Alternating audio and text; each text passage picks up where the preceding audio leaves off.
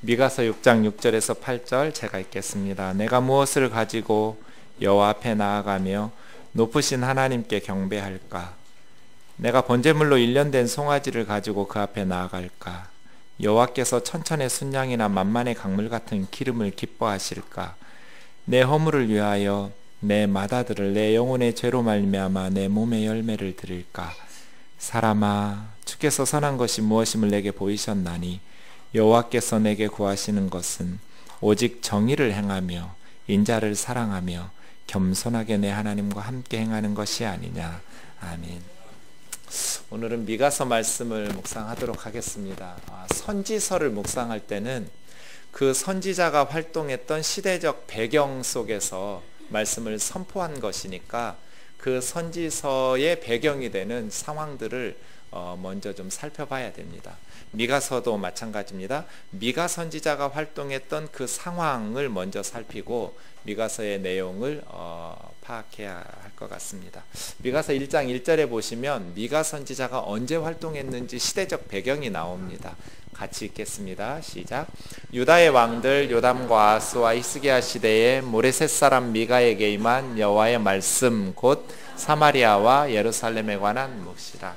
이스라엘도 우리나라처럼 솔로몬이 죽던 931년에 주전 931년에 남북으로 나뉩니다. 미가 선지자는 남쪽 유다의 선지자인데요.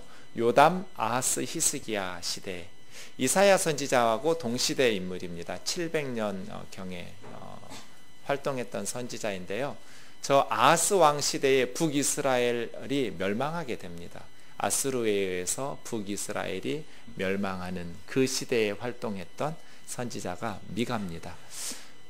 풀네임은 미가 야후입니다. 야후는 여호와니까 여호와와 같은 이가 누구인가? 여호와와 같은 이가 누구인가? 라는 이름이 미가 야후, 줄여서 미가야. 야라는 말이 끝에 붙으면 여호와의 축약형이에요. 할렐루야, 여호와를 찬양하라. 미가야, 여호와와 같은 분이 누구인가? 더 줄여서 미가 이렇게 부르는 선지자인데요. 미가서의 배경을 보면 저 시대가 어떤 시대였냐면 국제정세 외교적 상황은 아수르라는 신흥 강대국이 등장한 시기입니다. 주전 700년 8세기 때가 저 시대인데요. 아수르라는 나라, 지금 이라크 지역의 메소포타미아에서 아수르 제국이 새롭게 힘을 얻기 시작하면서 전 세계를 정복하고 있었던, 그러니까 이제 이스라엘의 입장에서도 위기적 상황이 시작된 것이죠. 북이스라엘은 결국 아수르에게 멸망하고요. 아수르의 공격에 이렇게 북쪽의 시리아와 이스라엘이 남쪽 유다 사람들에게 너희도 우리와 합세해서 아수르와 싸우자는 제안을 합니다. 그때 남쪽 유다의 사람들이 거절해요.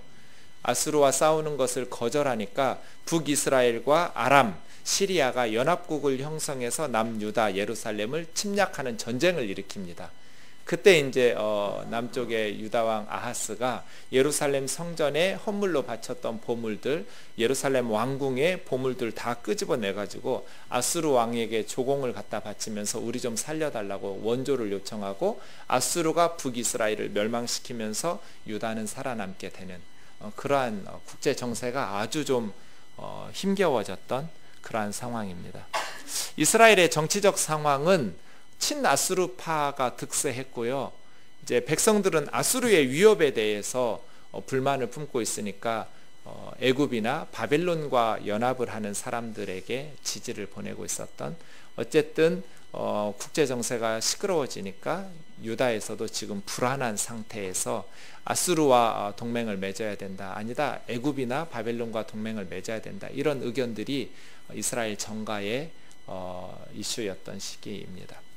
경제적인 상황은 당연히 어려웠겠죠. 아수르에게 조공을 갖다 바치는 국가로 전락했으니까요. 전쟁들도 계속 일어나고 하다 보니 이스라엘 백성들, 예루살렘과 유다 사람들이 경제적으로도 매우 힘겨운 시기를 살고 있었던 시대가 미가 선지자의 시대인데요. 문제는 다수의 백성들이 그렇게 고통 가운데 시달리고 있는데 소수의 예루살렘의 기득권을 가진 사람들이 백성들을 착취하고 있었던 그 죄에 대해서 미가 선지자는 심판을 선언하는 그러한 선지자입니다.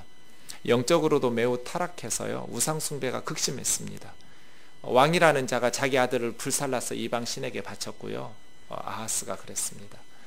또 아수르의 신전을 그대로 예루살렘에 짓기도 하고요. 예루살렘 성전에서 이방 신을 위해서 제사를 드리기도 하고요. 영적인 타락도 심했고 또 윤리적인 타락도 심해서 성적인 타락도 매우 심하던 시기, 또 백성들을 인신매매하고 어린아이들을 유괴해서 팔아먹고 이러한 일들도 많았던, 매우 부정부패가 심했던 시기, 혼란했던 시기에 미가 선지자는 하나님의 말씀을 전하기 시작합니다. 모레셋이라는 지역이 저 지도로 보시면 저쪽입니다. 예루살렘 서쪽으로 남서쪽에 있는데요. 아주 시골 마을입니다. 작은 시골 마을이어서 모레셋 하면 사람들이 잘 모르니까 그 옆에 큰 도시 가드라는 블레셋 도시가 있거든요. 그래서 가드 모레셋 이렇게 성경에서 부르기도 하는 그런 작은 시골 마을 출신 미가 선지자가 하나님의 말씀을 전하기 시작하죠. 미가는 예루살렘 성전의 멸망을 예언했던 최초의 선지자이기도 합니다. 저는 농부의 아들이니까 성경을 읽거나 기도할 때 농부들에 대한 말씀들이 좀 더 예민하고 민감해질 수밖에 없습니다. 하나님께서 그들에게 어떻게 말씀하시고 또 어떤 상황인지에 민감하겠죠. 네, 미가 선지자도 시골의 작은 서민의 출신이다 보니까 그들이 당하던 서민들의 어려운 상황들을 대변하는, 그래서 미가 선지자를 가난한 자들의 선지자라는 별명으로 부릅니다. 지도자들에게, 권력자들에게 억압과 착취를 당하는 그러한 백성들이 자기들 목소리를 감히 엄두도 내지 못하던 상황에 하나님의 능력을 힘입어서 성령의 임하심으로 미가가 하나님의 말씀을 억압받는 백성들의 목소리를 대변하면서 기득권을 가진 예루살렘 정가에 심판의 메시지를 선포하는 그런 선지자가 미가 선지자입니다. 우리 중고등학생들하고 같이 예배 드리는데, 여러분, 우리가 당하고 있는 어려움이나 고난은 귀한 사역의 도구가 됩니다. 머리로 알아서 전하는 설교하고 자기가 직접 경험한 것들을 전하는 설교는 하늘과 땅 차이입니다. 미가 선지자의 메시지는 자기가 모레셋이라는 작은 시골 가난한 서민의 출신이다 보니 늘 어려서부터 보고 들었던 말씀이잖아요. 그러니까 누구보다도 하나님의 말씀을 잘 전할 수 있는 입장에 미가가 있었던 것이죠. 자기 경험이니까 말이에요. 그래서예요. 예컨대 부모님이 이혼을 해서 어렵게 자라난 형제 자매들이라면 누구보다도 부모님의 이혼으로 힘들어하는 학생들에게 잘 예수님의 말씀을 전할 수 있는 준비가 되어 있는 것이죠. 가난을 경험했다거나 질병을 경험했다거나 이러한 어려움을 경험했던 형제 자매들이 그러한 동일한 고통을 받고 있는 형제 자매들에게 누구보다도 하나님의 말씀을 잘 전할 수 있는 하나님의 일꾼이 될 수 있는 것이죠.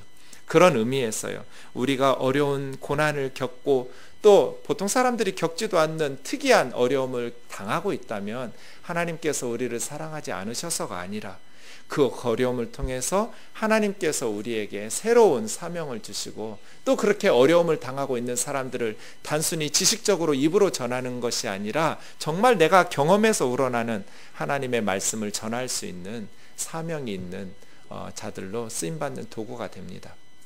UBF라는 선교단체 있습니다. 한국 대학생 성경 읽기 회라는 단체인데요. 이 단체를 처음 시작한 분이 한국인입니다. 그런데 이 형제는 늘 자신의 출생에 대해서 불만이 있었습니다. 어머니 아버지가 바람을 피웠어요. 그래서 자기가 낳게 된 거예요.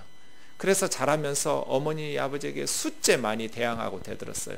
왜 죄를 지으면서 그냥 살지, 나를 왜 낳냐고, 뱃속에서 지워버리지, 나를 왜 태어나서 이렇게 내가 얼굴을 들지 못하고 살 수밖에 없는, 내가 무슨 죄가 있느냐고, 왜 나를 태어나게 했느냐고, 자신의 존재 자체에 대해서 부모를 원망하고 그렇게 살았는데 얼마나 힘들었겠어요. 나는 세상에 태어나지 말았어야 될 존재, 나는 존재 자체가 저주스럽다고 그렇게 살고 있던 이 형제가 어느 날 에베소서 1장 말씀을 보면서 우리는 하나님이 지으셨다고, 하나님의 선한 일을 위해서 지으셨다는 성경 말씀을 깨닫고, 내가 비록 부모님의 죄로 인만해서 잉태되었지만 내가 세상에 존재하도록 하나님께서 원하셨구나, 하나님께서 만드셨구나, 라는 생각을 깨닫고 공학을 공부하던 미국 유학 중에 공학을 포기하고 나는 나처럼 내가 왜 존재해야 되는지, 왜 살아야 되는지 고민하는 젊은이들에게 하나님의 말씀으로 그들을 변화시켜야겠다 라는 비전을 가지고 한국에 돌아와서 캠퍼스에서 젊은이들에게 성경을 가르치기 시작합니다. 그러니 자신의 존재의 의미를 찾고 헤매고 있는 젊은이들이 얼마나 마음에 큰 힘이 됐겠어요. 자신의 존재 자체에 대해서 저주스러울 만큼 고민하고 갈등했던, 그러면서 하나님을 만나고 말씀을 통해서 진리를 찾았던 이 형제가 자신의 경험에서 우러난 말들을 젊은이들에게 전하면서 예수 그리스도 안에서 인생의 의미들을 찾도록 발견하도록 도우니까 수십만 명의 젊은이들이 변화되었어요. 우리가 당하는 고난이 단지 하나님의 저주와 심판이라기보다는 그것을 통해서 하나님의 사명, 하나님의 일들을 더 잘 감당할 수 있는 도구가 되는 것이죠. 미가 선지자가 모레셋 출신이기 때문에 예루살렘에 힘을 가진 사람이 아니고 억압받고 착취당하는 가난한 이들의 고통을 직접 경험하고 보고 들었기 때문에 훨씬 더 하나님의 말씀을 전하기에 잘 준비된 하나님의 일꾼이 될 수 있었던 것처럼 저와 여러분의 삶 속에 있는 아픔이나 고난이나 슬픔이 단지 그것이 저주스럽다고 원망할 것이 아니라 힘든 속에서 하나님 앞에 몸부림치면서 나아가고 하나님이 주시는 말씀을 받고 하나님이 주시는 비전을 발견해서 그렇게 고통받고 고민하고 있는 이 땅의 사람들에게 하나님의 사랑을 전하고 하나님이 주신 사명들을 더 잘 감당할 수 있도록 준비되는 주의 일꾼들 되기를 주의 이름으로 축원합니다. 그래서입니다. 그리스도인들에게는 범사에 감사할 수 있는 것이죠. 고난조차도 말입니다. 그것이 하나님 안에서 힘들지만 그 어려움을 극복해내고 또 그 어려움 속에서 하나님 앞에 더 가까이 나아가고 하나님 앞에 더 간절하게 기도할 때 하나님께서 주시는 위로로서 하나님께서 주시는 말씀의 지혜로서 고통 가운데 있는 사람들을 누구보다도 잘 섬기고 도울 수 있는 하나님의 종으로 예비될 수 있기를 원합니다. 그래서요, 고난이 우리를 지혜롭게 하고 믿음 있게 하고 성숙하게 하고 고난이 때로는 우리에게 하나님 앞에 더 겸손한 하나님 앞에서 우리의 삶을 더 값지게 살아낼 수 있는 그러한 기회가 된다는 것을 기억하면서 하나님 앞에 감사함으로 나아갈 수 있으면 좋겠습니다. 미가 선지자의 메시지는 7장으로 이루어진 선지서인데요. 3편의 설교입니다. 1, 2장, 3, 4, 5장, 6, 7장 이렇게 되어 있습니다. 각각 1장 2절, 3장 1절, 6장 1절에 들으라 샤마라는 단어로 시작합니다. 한글 성경은 번역상 좀 뒤쪽에 와 있는데요. 첫 단어가 들으라로 시작하면서 설교가 시작되는 부분이 1장 2절, 3장 1절, 6장 1절 그렇습니다. 근데 미가서의 구조를 보면 앞에는 심판이 나옵니다. 예루살렘과 유다 사람들의 죄에 대해서 아주 통렬하게 하나님의 심판을 선언합니다. 그런데 심판으로 끝나지 않고 뒤쪽에 반드시 구원의 내용이 나옵니다. 심판 구원, 심판 구원, 심판 구원 이렇게 세 세트의 설교를 미가서라고 파악할 수 있습니다. 미가 선지자의 말씀을 듣고 예루살렘 사람들은 회개했을까요? 안 했을까요? 참고로 일부 예배 때는 틀렸습니다. 미가 선지자의 설교를 듣고 예루살렘과 유다 사람들은 회개를 했을까요? 안 했을까요?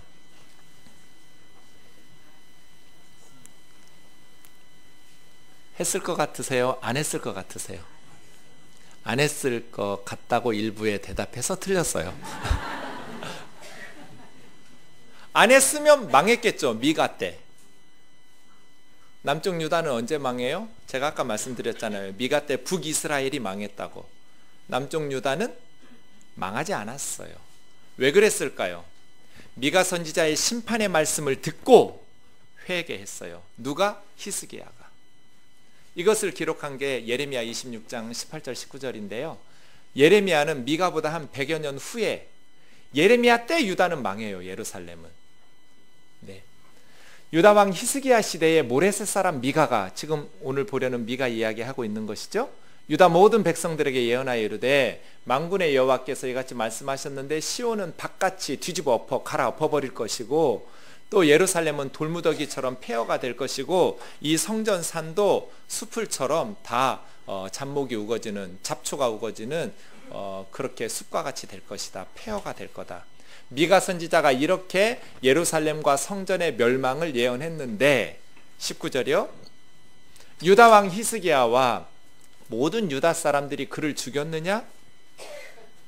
죽이지 않았어요. 미가 선지자가 이스라엘의 멸망을 심판하고 선언한다고 해서 선지자를 왕이나 백성들이 죽이지 않고 오히려 히스기야가 여호와를 두려워하여 하나님께 간구하매 여호와께서 그들에게 선언한 재앙에 대하여 뜻을 돌이키지 아니하셨느냐 하면서 예레미야 시대의 지방의 성읍 장로들이 이렇게 말해요. 예레미야도 미가하고 똑같이 100여 년 후에 예루살렘과 성전의 멸망을 선포했거든요. 죄에 대해서 책망하니까.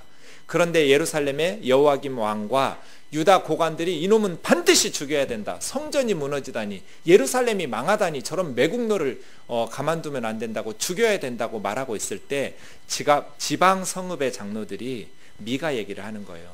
미가가 그렇게 망한다고, 성전이 무너진다고 처음 예언한 선지자인데요. 그런 선지자를 죽였냐는 거예요. 히스기야가 죽이지 않고 오히려 하나님을 두려워하면서 회개하니까 하나님께서 재앙하시겠다고 심판했던 내용을 돌이켜서 예루살렘과 유다를 멸망하지 않게 하지 않았느냐. 이 예레미야 선지자를 죽이면 안 된다. 이 선지자를 죽인다는 것은 우리 생명을 스스로 심히 해롭게 하는 어리석은 선택이다라고 장로님들이 말하고 있는 것이죠. 그런데 그 말을 듣지 않고 예레미야 선지자를 감옥에 가두고 돌로 치고 죽이려고 해요. 그래서 유다는 예레미야 때 망한 거예요. 미가 때 망한다는 말씀을 들었는데 히스기야 왕이 듣고 회개해서 나라 살고요.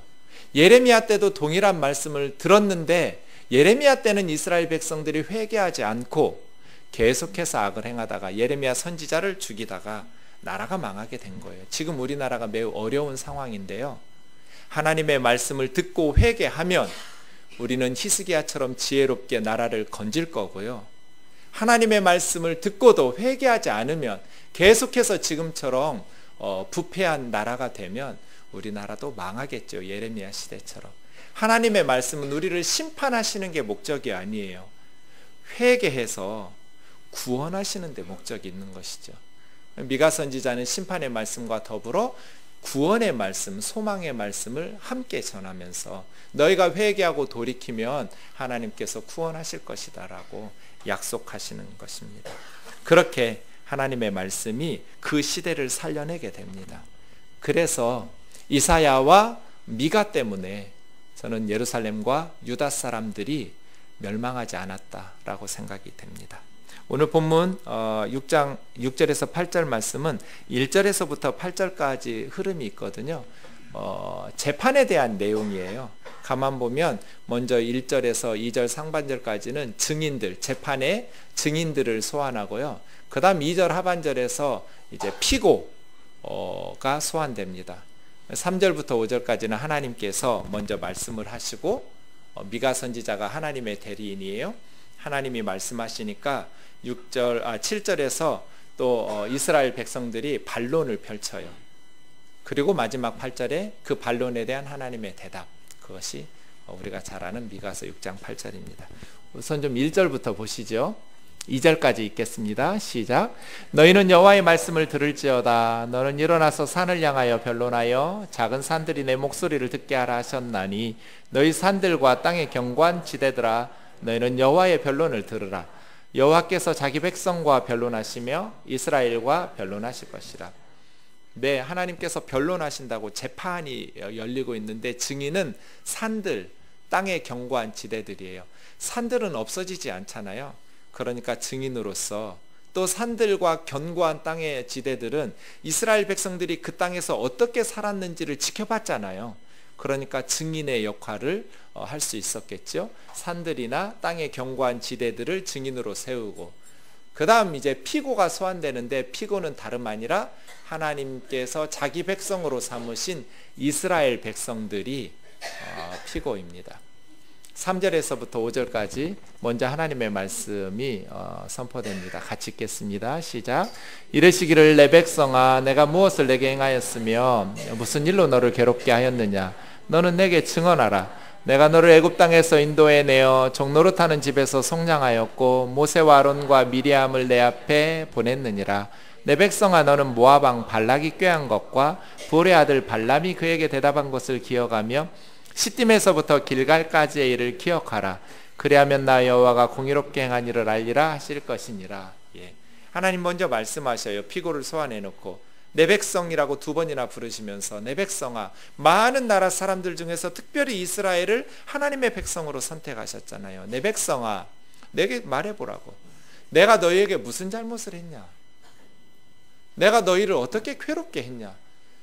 내가 너희에게 무슨 잘못을 하고 내가 너희에게 얼마나 괴롭게 했길래 너희가 이렇게 나를 버리고 내 뜻을 어기고 이렇게 불순종하면서 사느냐는 거예요. 한번 기억하며 기억해보라고 2번이나 기억하라고 권면하면서, 나는 너희가 이집트에서 종살이하고 있을 때 노예로 살고 있던 너희를 그 집에서 해방시켜 주었던 하나님이라고. 내가 너희에게 모세, 아론과 미리암이라는 좋은 지도자들을 보내주었다고. 내가 너희에게 불의 아들 발람을 불러가지고 저주하려고 했던 모압 왕 발락을 막아서 이스라엘을 저주하려고만 하면 발람이 저주를 못하고 축복하는 말들만 나오게 하는 시딤에서부터 길갈까지.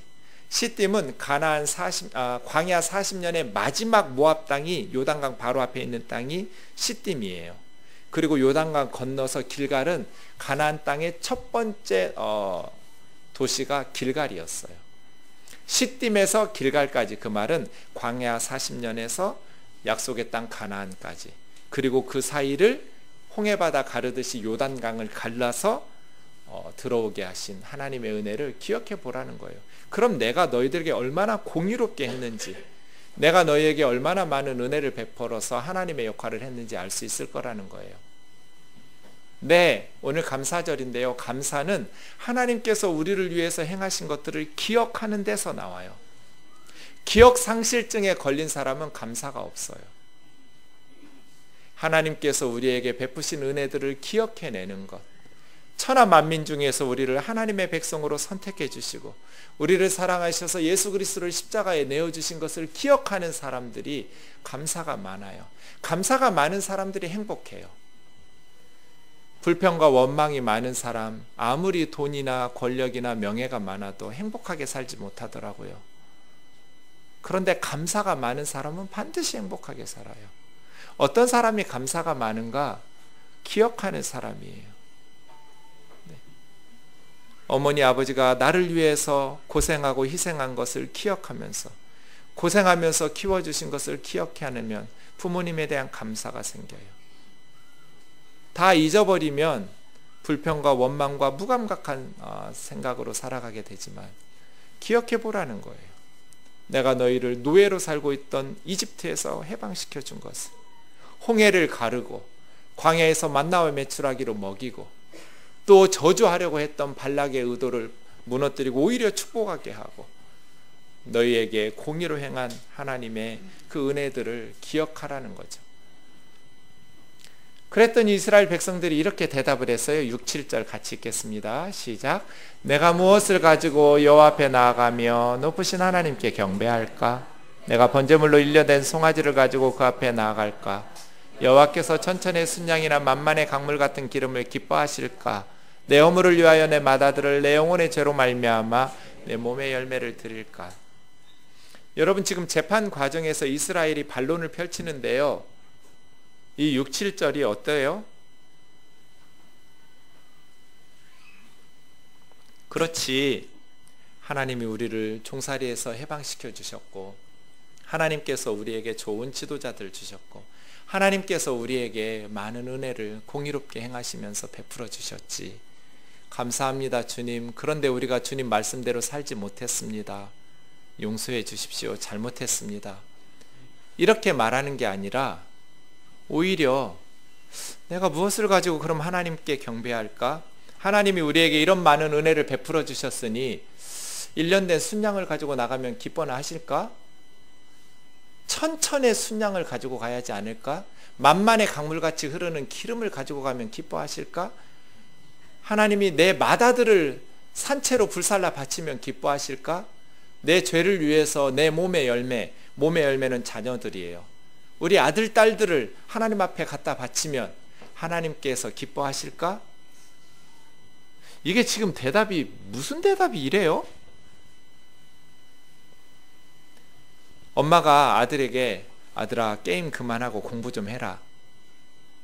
내 어머니 이제부터는 밥도 먹지 않고 잠도 자지 않고 공부만 하겠나이다. 이 대답이 어때요? 겉으로는 엄청 경건한 것 같은데 내용을 뜯어보면 너무나 악한 대답이에요. 그렇죠? 게임 좀 그만하고 공부 좀 하라고 그랬더니 밥도 안 먹고 잠도 안 자고 공부하겠다고 대답해요? 언제 그러랬어요? 이런 걸 엉덩이에 뿔났다고 그래요.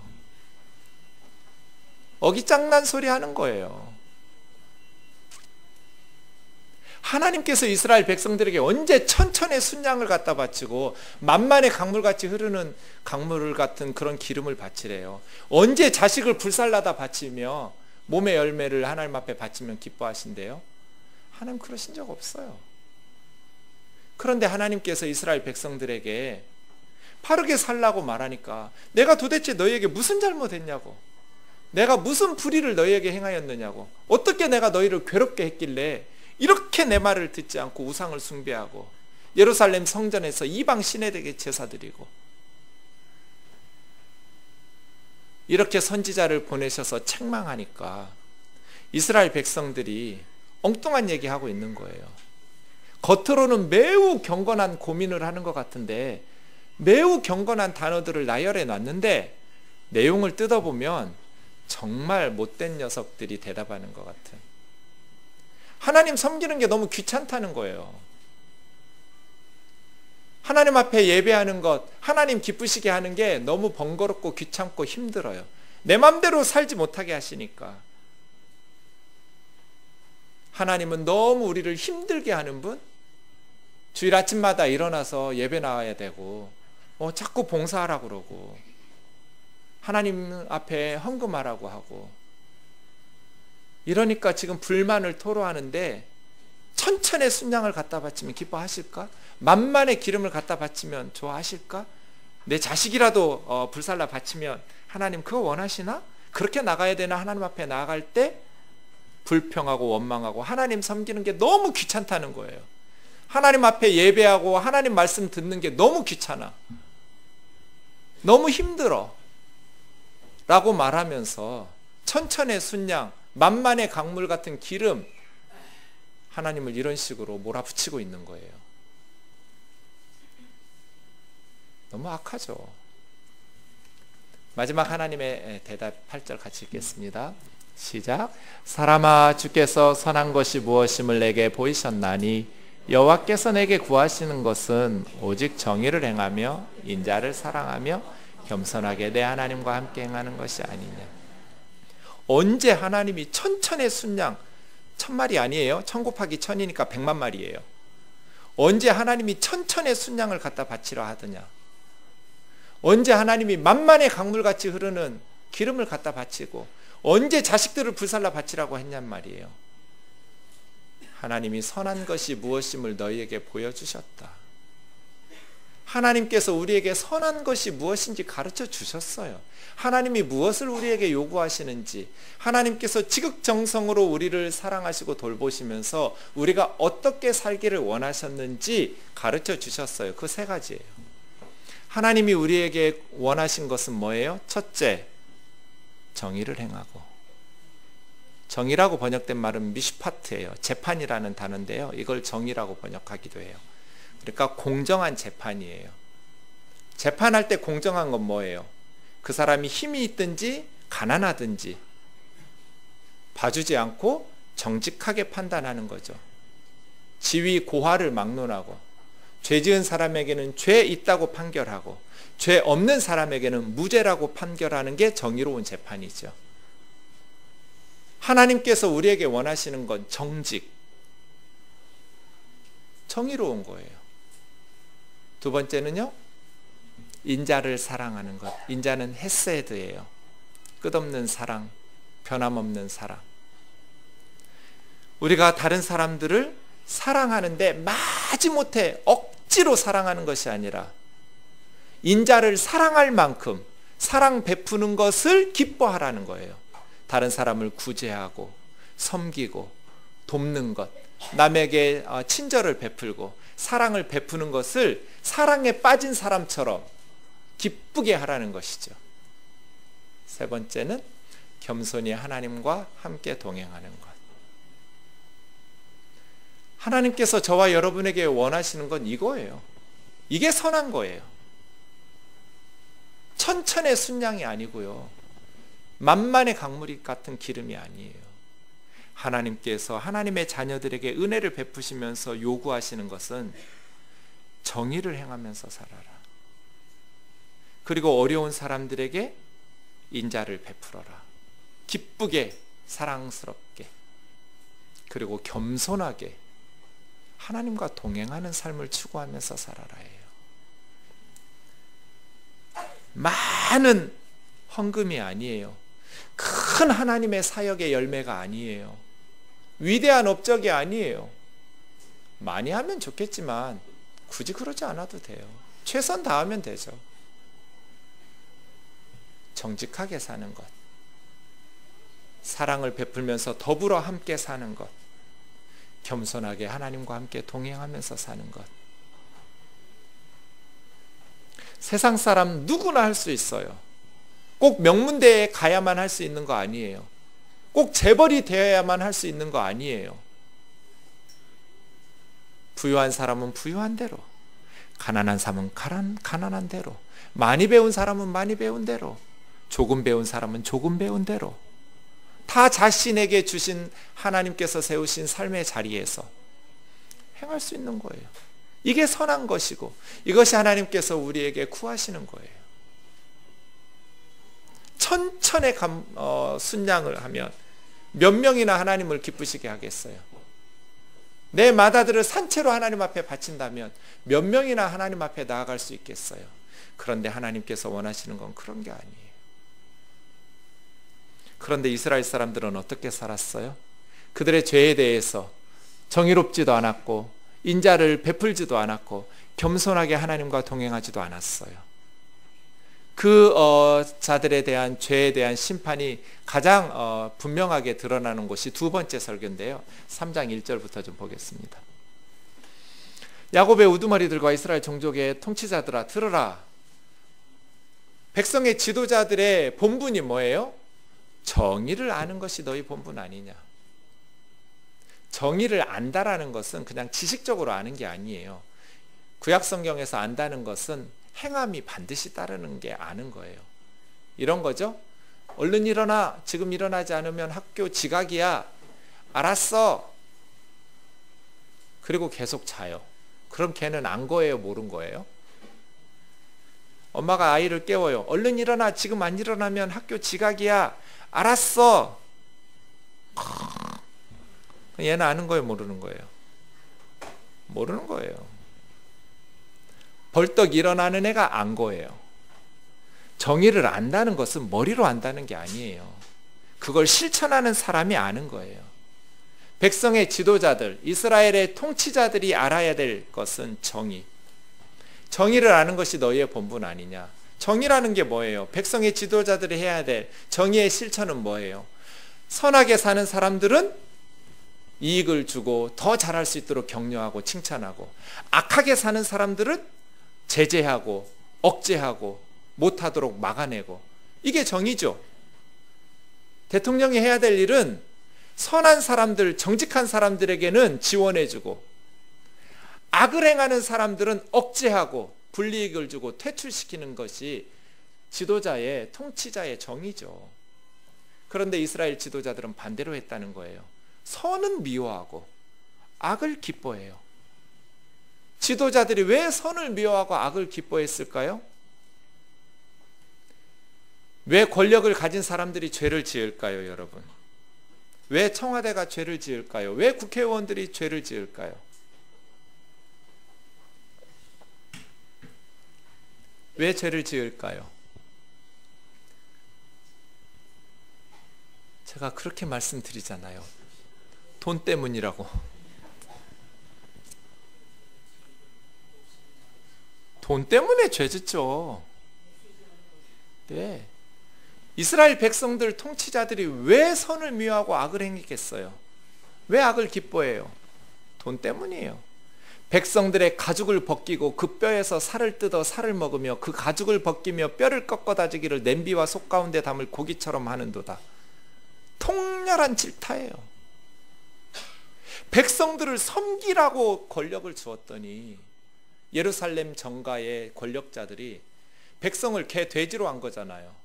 가죽 벗기고 뼈에서 살 뜯어먹고 냄비나 솥에다가 넣어서 뼈를 고아먹는 백성들을 착취하는 지도자들이라고. 모레셋 출신의 미가는 예루살렘 정가를 향해서 목숨 걸고 하나님의 말씀을 전해요. 백성이 개 돼지냔 말이에요. 가죽 벗기고 살 뜯어먹고 냄비나 솥에 삶아먹는 힘없고 연약한 백성들을 그렇게 착취하고 아수르에게 조공 갖다 바치고 또 주변의 나라들이 계속해서 침략하면서 전쟁이 일어서 그렇지 않아도 먹고 살기가 힘들고 피폐한데 예루살렘의 소수의 기득권을 가진 사람들이 백성들의 가죽을 벗기고 살을 뜯어먹었어요. 그럼 하나님께서 어떻게 하시겠어요? 4절 보세요. 너희가 환난 가운데 하나님 앞에 부르짖을 때도 하나님께서 너희들에게 얼굴을 가리실 거다.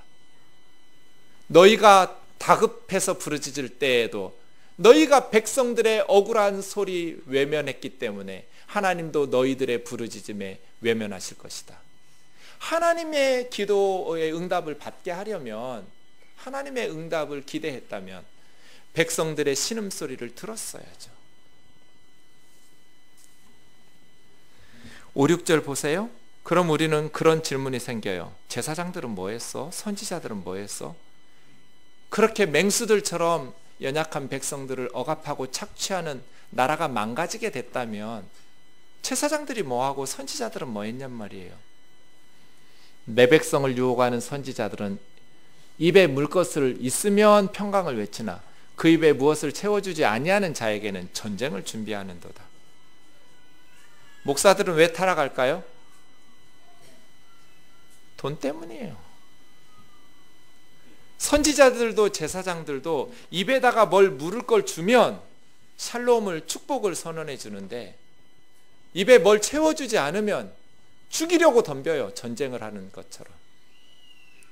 그러니 돈 때문에 타락해버린 거예요. 예루살렘 성전의 제사장들도 선지자들도. 그러면 어떤 메시지를 전하겠어요? 거짓 메시지를 전하겠죠. 미가 선지자가 선지자들도 하나님의 바른 말씀을 전해서 백성들이 회개하도록 말씀을 전하지 않고 오히려 돈 때문에 타락해서 호화롭게 부귀영화를 누리면서 살려고 부패하고 타락하다 보니 거짓 메시지를 전하게 된 것이죠. 그럼 하나님께서 그 선지자나 제사장들에게 어떻게 하시겠어요? 환상을, 기도 응답을, 이상을 주지 않으시겠죠. 그들이 깜깜한 암흑을 경험하게 되겠죠. 그래서예요. 하나님의 말씀을 전해서 하나님의 백성들이 바른 길을 걷도록 해야 될 영적인 지도자들이 타락하게 되니까. 왜? 돈 때문에, 입에 물어줄 것 때문에, 세상의 물질 때문에 타락하게 되니까 기득권을 가지고 있는 사람들이 부패하고 타락하게 되고, 그러니 그 땅을 하나님께서 어떻게 살릴 수 있겠어요? 얼마만큼 타락해요? 그 다음 9절부터 좀 보시죠. 12절까지. 야곱의 족속의 우두머리들, 이스라엘 족속의 통치자들은 정의를 미워하고 정직한 것을 굽게 하는 자들은 내 말을 들으라. 너희가 예루살렘을 피로 건설했다. 시온을 피로 예루살렘을 죄악으로 건축하는도다. 예루살렘 성전도 예루살렘의 왕궁도 그 화려한 건축물들이 다 백성들의 피를 뽑아가지고 억압과 착취로 지어진 건설물이었다는 거예요. 백성들의 피를 짜내가지고 성전을 화려하게 지으면 뭐 할 거예요? 그건 죄악으로 도시를 건설한 것이죠. 세상 사람들이 부러워하고 와 대단하다라고 칭찬할지 모르겠지만 하나님께서 보실 때 그것은 건물이 아니다. 백성들의 피다. 힘없고 연약한 백성들의 피눈물이라는 거예요. 그건 죄예요. 11절이요. 그들의 우두머리들은 뇌물을 받고 재판하고, 재판은 단순히 사법뿐만이 아니에요. 당시에는 재판을 통해서 정치했기 때문에 모든 정치가들을 말해요. 제사장들은 싹쓸 받고 돈을 위해서 설교하고, 선지자들도 돈을 위해서 사람들에게 축복기도 해주면서 예언기도 해주고 점쟁이가 돼버렸어요. 그런데 쇼킹한 건 그 다음 구절이에요. 우두머리들이 뇌물을 위해서 재판하고, 제사장들이 싹쓸 위해서 교훈하고, 선지자들도 돈을 위해서 점을 치면 그 다음 구절이 바뀌어야 하잖아요. 그런데 그런 부정부패에 찌들어 있으면서도 여호와를 신뢰하고 믿고 있었어요. 하나님을 의뢰하면서 하나님이 우리 중에 함께 계시니까 우리에게 재앙이 임하지 않을 거라고 거짓 착각 속에, 환상 속에 살고 있었어요. 그렇게 죄를 지으면 천벌을 받을까 봐 두려워해야 하잖아요. 이러다가 우리나라 망하는 거 아니야? 겁을 내야 되는데 히스기야처럼 두려워하지를 않았어요. 하나님이 우리와 함께 계신다고. 우리는 하나님을 의뢰하니까 하나님께서 우리를 지키셔서 예루살렘 성전은 망하지 않을 거라고. 그러나 미가가 처음으로 성전은 갈아엎는 밭이 될 것이다. 예루살렘 갈아엎으실 거다. 예루살렘 성전도 다 폐허가 될 것이라고 하나님의 심판의 메시지를 전하기 시작한 것입니다. 다행히 이 말씀을 듣고 히스기야와 이스라엘 백성들이 회개함으로 하나님께서 재앙을 내리지 않으셨지요. 우리는 어떨까요? 이 미가서의 말씀이 유명해진 것이 지미 카터 대통령 때문입니다.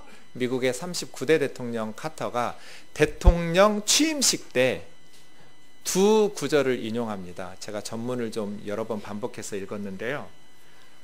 카터 대통령의 대통령 취임식에는 두 가지 메시지가 뼈대를 이루면서 계속 반복되고 있습니다. 하나는 고등학교 때 선생님 이야기입니다.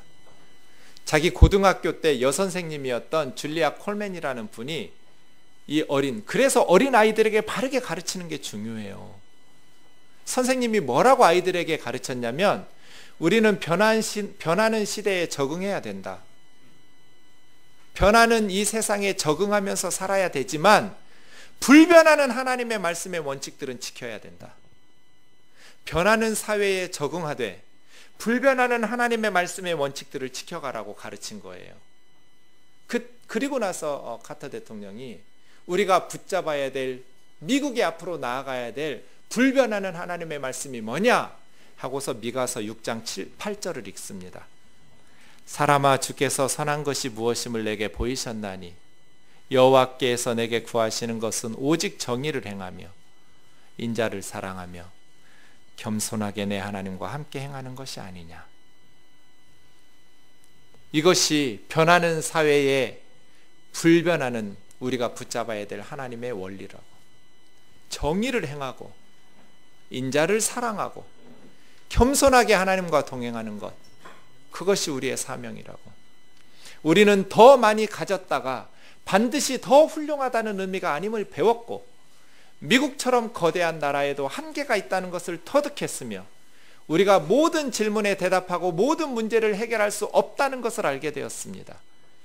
우리가 모든 일을 다 할 수는 없지만 미래에 대한 용기를 잃어서는 안 됩니다. 우리의 법은 공정해야 되고 자연은 보존돼야 하며 강자는 약자를 박해하지 말아야 하고 인간의 존엄성은 고양되어야만 합니다. 법은 만민 앞에 평등해야 되고 강자는 약자를 억압하지 말아야 하며 인간의 존엄성은 존중받고 고양되어야 합니다. 이것이 우리 미국이 나아가야 할 바입니다.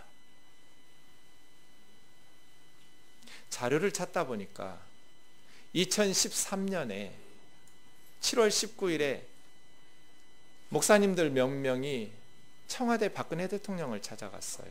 어떤 모임이 있었나 봐요. 그 자리에서 한 목사님이 성경을 박 대통령에게 선물로 줘요. 그러면서 이 미가서 6장 8절 말씀을 읽어줘요. 카터 대통령 얘기를 하면서.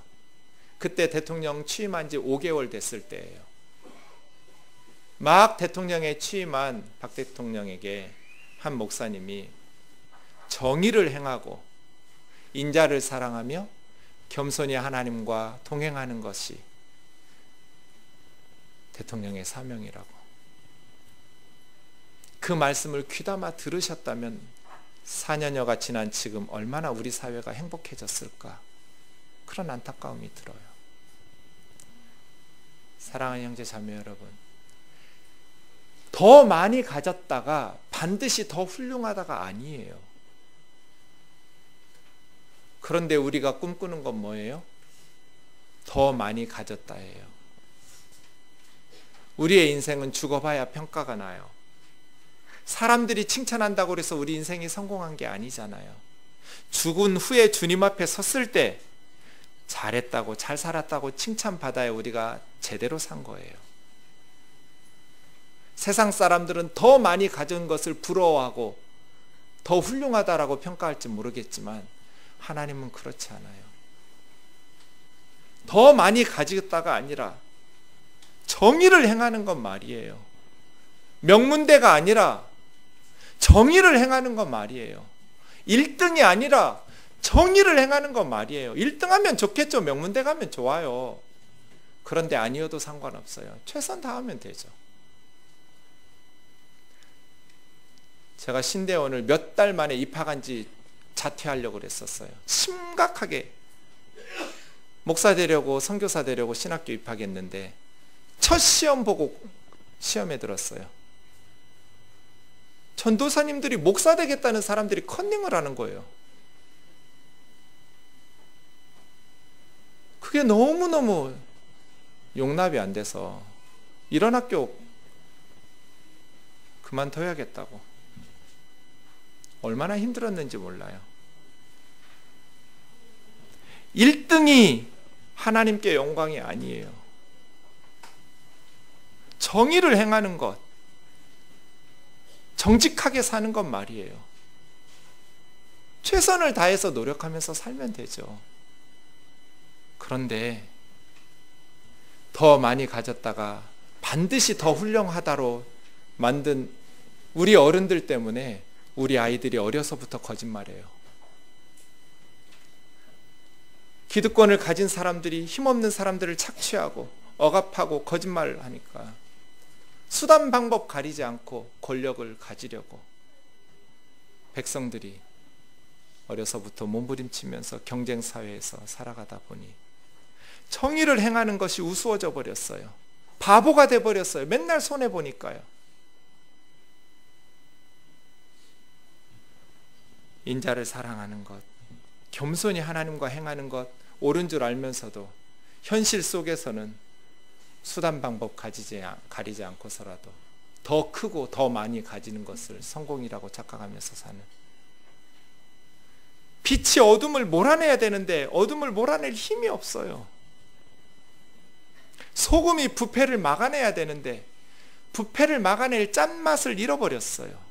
교회가 이렇게 많은데, 정치권에도 청와대에도 국회에도 경제계에도 교육계에도 교회 다니는 사람들이 이렇게 많은데 어쩌다가 오늘날 우리나라는 전 세계 비난과 조롱을 받게 될 나라가 되어버렸어요.